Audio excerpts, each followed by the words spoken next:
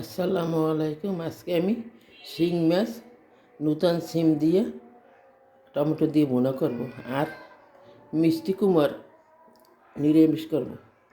শিং মাছটায় মশলা মেখে নেব। লবণ দিয়ে দিলাম স্বাদ মতো, হলুদের গুঁড়ো 1 চামচ, মরিচের গুঁড়ো 1 টেবিল চামচ, রসুন বাটা 1 চামচ, পেঁয়াজ বাটা 2 টেবিল চামচ মেখে নেব।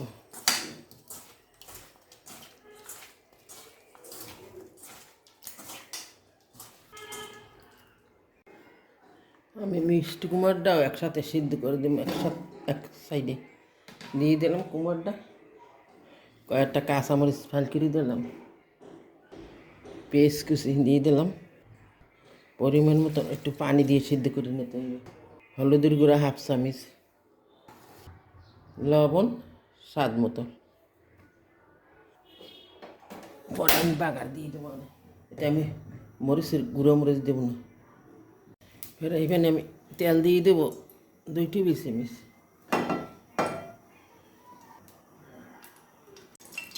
তেলটা গরম হয়ে গেছে, দিয়ে দেবো শিং মাছ।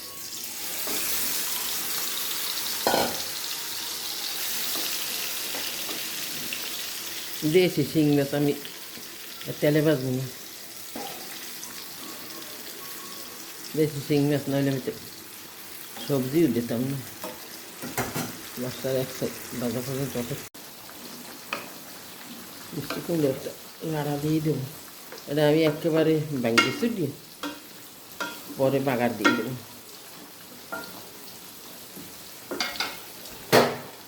ঢাকনা দিয়ে একটু ডেকে দেবো। মাছটার এক সাইড ভাজা হয়ে গেছে, এখন আবার সাইড করে দেবো।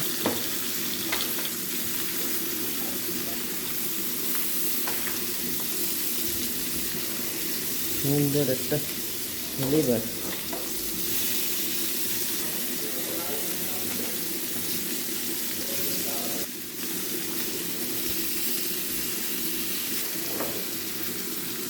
মাছের আবার সাইডটা ভাজা হয়ে গেছে, এখন আমি দিয়ে দেবো জলের পানি,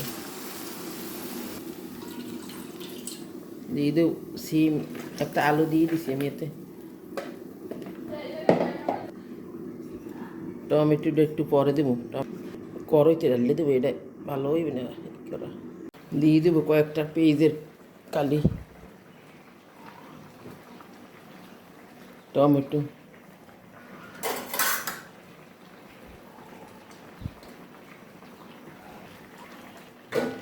কুমড়টা আমার সেদ্ধ হয়ে গেছে, এখন আমি ভেঙে দেবো।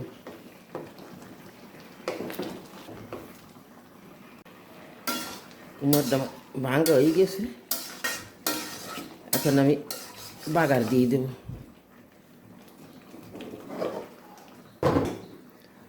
এখানে আমি 1.5 টেবিল চামচ রসুন কুচি দিছি, শুকনো লঙ্কা দিছি সিরিয়া, 2 টেবিল চামচ পেস্ট কুচি দিলাম, তেল দিয়ে দেবো 1.5 টেবিল চামচ। নিরামিষ তরকারিতে তেল পেস্ট একটু বেশিই লাগে।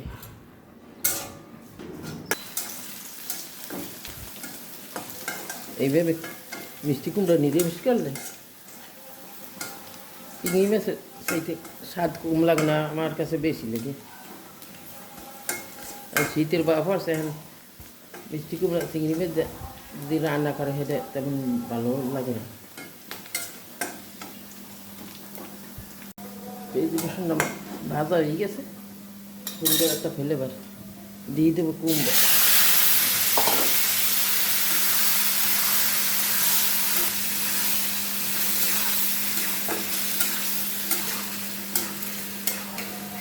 এখন আমি তুলে নেব। শিং মাছটা আমি কড়াইতে ঢেলে দিছি,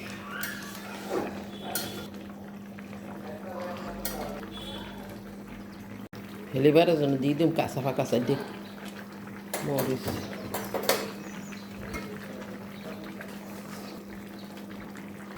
ঢাকনা দিয়ে লেগে দেবো আমি। দেশি জেতা শিং মাছ তো আমি একটু জোল জোল রাখবো, দিয়ে দেবো ধনিয়া পাতা।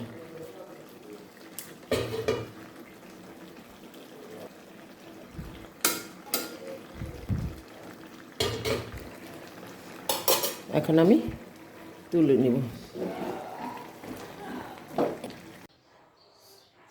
শিং মাছ দিয়ে সিম ভুনা, মিষ্টি কুমড়া নিরামিষ, খেতে অসাধারণ।